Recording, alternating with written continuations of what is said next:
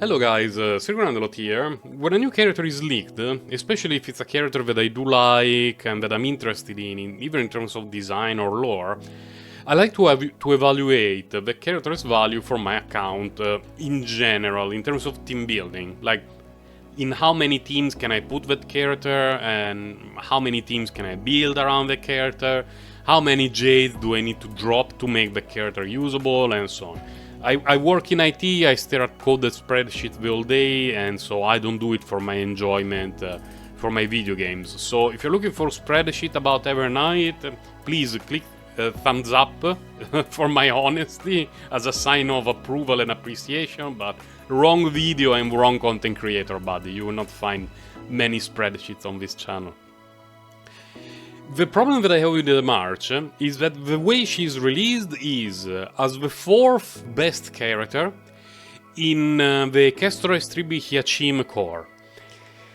That's not a very good value proposition for me. The reason why at the top right you see Dia is that when Dia was released in Genshin Impact, a lot of content creators, especially those that are part of the Hoyo content creator program, were like, yeah, her kitty is a bit unique. Her best team is going to be Monopyro with the Kazuha, Bennett, and Shanling. She's going to be great there.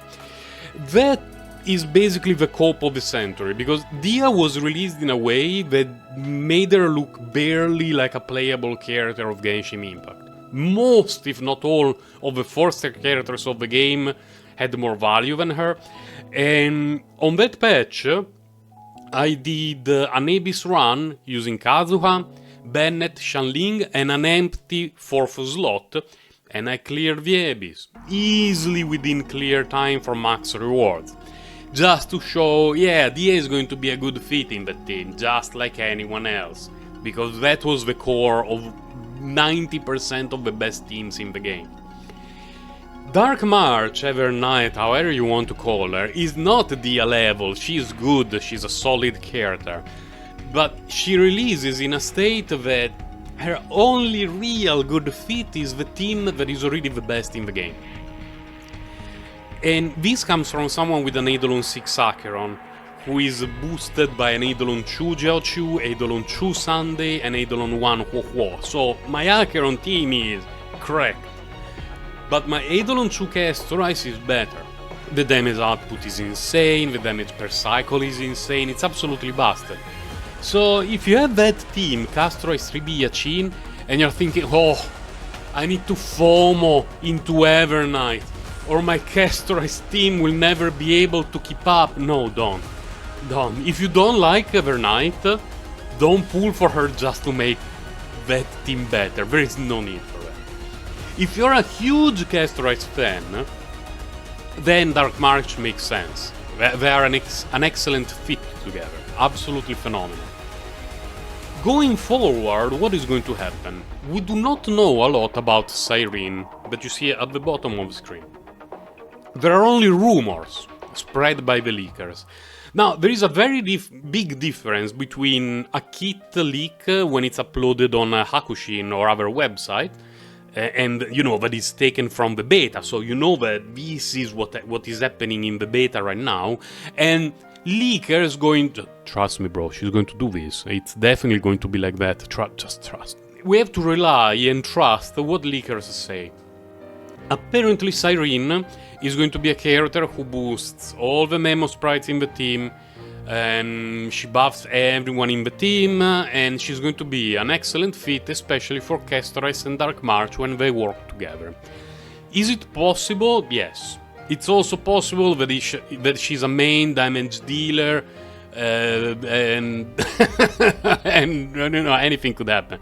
But I tend to believe that she's going to be a support for this team, because it has been mentioned by many people. So, you want to have this team as the best team of Amphorios for your Castor Ice, who is your favorite character of Amphorios, then okay, Dark March has some value, but it's just value in the heart. Practical value, very little. Very, very little. Value in your heart, it may be much higher. Unfortunately, we do not know anything about Cyrene, as I mentioned earlier, so it's possible that if you have a well-built 3B, and especially if you have a Eidolon 1, which is the most broken in the whole game, 3B in place of Cyrene in the team that you see at the bottom of the screen is going to be even better. But for that we need to wait basically a couple of months. For me at release, Dark March, very questionable value. Now, if you do like her, and you want her as the main damage dealer, and you do not have Castorize, meaning you don't plan to pull for Castorize because you don't like her, then I believe that Evernight, Hyacin, Cyrene, and the Remembrance Trailblazer should be a very good team. Because Evernight can be a damage dealer, just not like Castorize. But Castorize is heavily overtuned. And every now and then, basically every cycle in every game, MiHoYo releases that kind of character, and you look at it and you're like, whoa, buddy, what's going on here? Who playtested this? I'm talking about Castorize, I'm talking about Miyabi, I'm talking about Neon Villette. You know, every now and then there are those characters in Hoyo games. And you're like, did you do playtesting, or was it just feels crafting? Like, yeah, just release it, it's fine. And Castorize is like that on this cycle of Honkai Star Rail. So, yeah, as I was saying earlier, the value of Evernight depends a lot on your account, how much you like her, and how much you like Castorize. Because sometimes we don't care about meta, spreadsheets and stuff like that, we just want to have the best team for our favorite character. At the moment, the best team for Castorize is Castorize 3B Hyacin, but for character matters very little, very little. It can be Ramei, it can be my grandma resurrected from the grave and put inside a tank, it doesn't matter. But the point is, Castorize is your favorite character in the game, probably long term you want to have the best possible team for her. And I believe that in the best possible team for Castorize, Evernight is going to be very solid for a long time. So, you do like Castorize, Evernight, solid pool, gotta start saving. You do not like Castorize at all, you want Evernight to be the main damage dealer, okay, you can get her, just, you know, keep under consideration for your Jades saving that you may want to pull for Cyrene and Hyacin. There is this thing that every time a character is released, oh, just put Gallagher as a sustain. It's true, but you know, there is only a limited amount of teams where you can use Gallagher at the same time. If you don't mind recycling him over and over and over in the same teams, okay, you can skip Hyacin and have Gallagher, but the synergy between all these characters is such that you can have a full team of all of them. It's going to be much better. And if you really dislike Castorize, sure, you can use Remembrance main character, it's fine. It's going to be absolutely fine.